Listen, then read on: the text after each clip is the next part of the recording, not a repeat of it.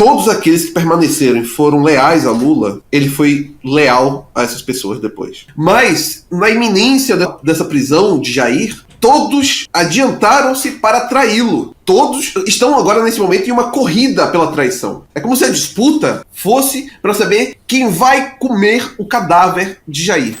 Pega essa aqui. Olha aí. Cristão, conservador e de esquerda. Quem é Jorge? Não, eu achei magnífica essa indicação, bem hoje, no Dia da Consciência Negra, porque eu tava tendo um lobby pro Lula indicar uma mulher negra pro STF, uma mulher negra pro STF, e aí no Dia da Consciência Negra ele indica o Messias.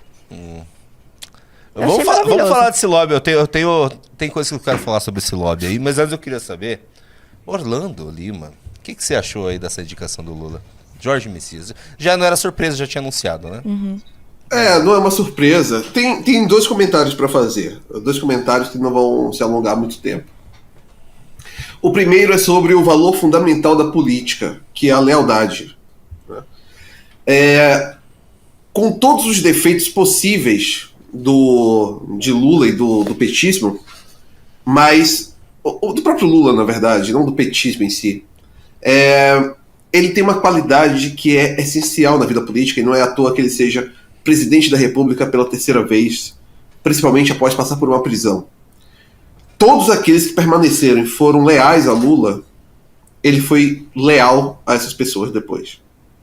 Todos estão sendo, de alguma forma, parte de seu projeto, de sua ressurreição. Não é? Ele não abandonou os seus. E isso diz muito sobre por que o bolsonarismo, na iminência de uma prisão, né, ele tudo bem, já está hoje preso em casa, em regime domiciliar, mas ainda assim ele consegue ter contato com muito mais facilidade com o mundo externo do que vai ter quando ele for para a cadeia, quando for para Papuda, por exemplo, né? Mas na iminência dessa prisão de Jair, todos adiantaram-se para traí-lo. Todos estão agora, nesse momento, em uma corrida pela traição. É como se a disputa fosse para saber quem vai comer o cadáver de Jair. Mas perceba bem, isso é a consequência de uma vida política baseada em traição, baseada em abandono dos aliados. Jair Bolsonaro criou a sua persona política traindo aliados. Uhum. Abandonando os seus. Culpando-os. Sempre que algo dava errado, era algum dos seus que pagava o pato. A derrota de 2022 não caiu não caiu na conta de Zambelli? Sim. Ele abandona os seus. É da natureza política dele. Pois bem, Lula não é assim. As derrotas e as vitórias estão com os seus. Agora, o segundo ponto. Não adianta você ter uma AK-47 sem você saber manejá-la. Não adianta. Se você entregar uma AK-47 para um macaco, ele vai ficar girando por aí, talvez dando tiro a esmo. E isso aconteceu com o bolsonarismo. Entregaram para eles sanções, entregaram para eles Magnitsky, entregaram para eles formas políticas de fazer disputa. Perceba bem, eles não são geniais. Longe disso. Mas ninguém imaginava que fossem tão imbecis assim. Todas assim? as disputas Como assim políticas... ninguém imaginava? Eu imaginava. Opa! Eu imaginava. Ô, Juninho, você atrapalhou a análise do Orlando. Eu tava só deixando. Ele tá com o negócio do Senado atrás dele, o Senado romano, e ó, César que é de César. Eu sempre falei que eram os idiotas e nem com a maior potência do mundo ajudando eles iam conseguir alguma coisa. Pois é. Continue. Pois é. Obrigado, Junito. Mas... Tava tão bonito o corte, Orlando. Poxa. Não, ele atrapalhou meu corte. Obrigado, Junito. Vou atrapalhar meu corte. Você tá falando da K-47 e que ninguém imaginava que eles eram tão imbecis, com exceção de Junito da galera. Com exceção de Junito da galera. Não, obviamente, que os parlamentares do bolsonarismo são incapazes, em sua maioria, são. Agora, não foi só incapacidade. Juntou incapacidade, corrida pela deslealdade, juntou projetos pessoais acima de uma visão de estratégica mesmo sobre o que fazer quando chegar ao poder. Porque perceba bem, da forma como está dado hoje, ainda que eles consigam o poder, é um poder mediado. Não é um poder pleno. Né? Não é um poder pleno. E eles não tiveram essa capacidade de fazer a mínima interação com o mundo real, entender a balança de poder. Pois bem, Messias estará no STF agora, e eu não tenho dúvida de que esse cristão de esquerda fará questão de prender todos aqueles bolsonaristas que são cristãos de direita. E esse é o pecado que eles cometem e que pagarão com a própria liberdade e vida política. E sabe o que é pior? Eu vou... Olá. Opa, vou fazer uma ponte do que você falou. Esse cristão e conservador de esquerda vai prender os patriotas cristãos de direita, conservadores de direita, e terá apoio dos senadores conservadores patriotas cristãos de direita. Sim. Ao Senado na sabatina. E sabe o que eles vão usar? Desculpa, o que eles vão usar, Orlando e Ana? Não, mas o Messias é cristão, pô. É conservador. Ele é conservador também. Ele também é cristão e conservador. Ele é conservador cristão, pô. A Veja já falou que ele é conservador cristão. Eu acho engraçado que a gente tá desenhando aí agora uma rinha no STF, né? Com a saída do Fux pra segunda turma do STF, a gente tem aí um STF rachado. Então o Messias ele já vai entrar numa primeira turma já, digamos, da ala lulista do STF. Ele é o cristão conservador de esquerda da ala lulista, e nós temos o terrivelmente cristão, o Mendonça lá na parte bolsonarista do STF, que o Fux resolveu participar, né? E como que você acha que vai se desenhar as decisões, Orlando, no STF a partir desse racha? Você acha que eles vão criar aí um antagonismo entre eles mesmos? Ou vai manter essa imagem do STF como figura única e inabalável aí que a gente teve nos últimos tempos com esse protagonismo do Alexandre de Moraes? Já há uma espécie de cisão interna no STF, mas perceba bem, não acho que essa cisão se dê ainda em um nível muito essencial, em um nível fundamental. Eu acho que serão decisões ainda de interesse político, ainda diminuto, de criar uma espécie de dualidade, porque tudo vai depender das próximas ações no continente. Eu tenho falado isso de algum tempo, mas eu acho que vale a pena. Ocorrendo na Venezuela qualquer tipo de intervenção que derrube o Maduro, qualquer tipo, inclusive uma negociada, que ele saia, que ele abandone o poder. Sim. Ele abandonou o poder. Né? Ainda que ocorra isso, perceba bem o que vai acontecer. O que vai haver uma disputa pelo poder, e isso significa que podemos ter uma solução síria na Venezuela. Disputas civis a partir dos grupos armados, infiltração dessas gangues em gangues brasileiras, e teríamos nossa fronteira com uma preocupação enorme, e isso faria com que você tivesse ao lado do seu país um campo minado, né? E não acho que vai acabar por aí. Mas bem, isso significa que você muda o panorama da região, você muda o panorama do subcontinente. E mais do que agora, na questão do STF, para fazer uma mudança desse panorama, precisaria ainda que a oposição definisse seus nomes, conseguisse viabilizar seus nomes, porque precisa ver a solução interna também. Não adianta você mudar todo o cenário da América Latina se a solução interna, se as composições internas não chegam, né? Se elas não existem. Me parece que do bolsonarismo eles conseguiram fazer todas as alternativas entrarem em chope. Isso é, Tarcísio é anêmico. Tarcísio é alguém anêmico, ele está doente nesse momento, galera. O Tarcísio, você escuta o Tarcísio falar, você também vai ficar anêmico. É algo contagioso, o discurso do Tarcísio. Ele fala um discurso anêmico, você escuta aquilo, você vai ficando anêmico pouco a pouco. As suas plaquetas vão morrendo, assim, os glóbulos vermelhos vão sumindo. Então, é algo terrível. O Ratinho Júnior claramente está cada vez mais fora do páreo. Eduardo e Flávio não querem uma solução que não tenha eles na disputa. O que tudo isso significa?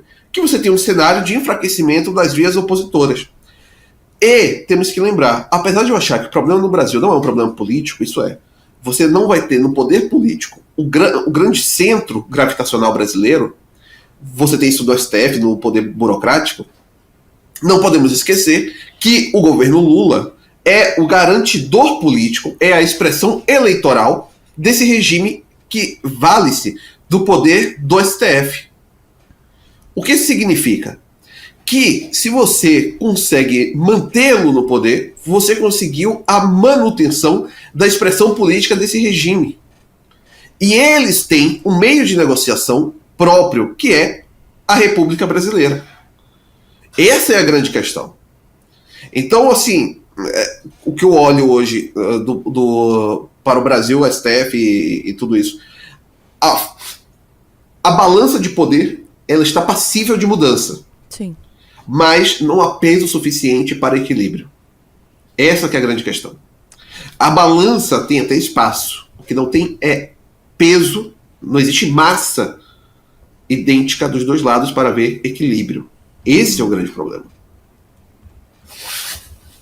Não, faz total sentido. É uma coisa que eu fiquei muito curiosa quando eu fiquei meio hiperfocada nisso daí foi a ida do Fux para a segunda turma.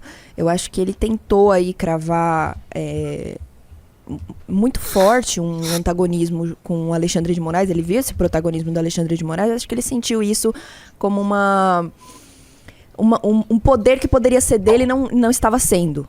E aí eu imagino que agora ele, como membro da segunda turma do STF, ele venha tentar um protagonismo semelhante, um antagonismo até, nesse outro lado.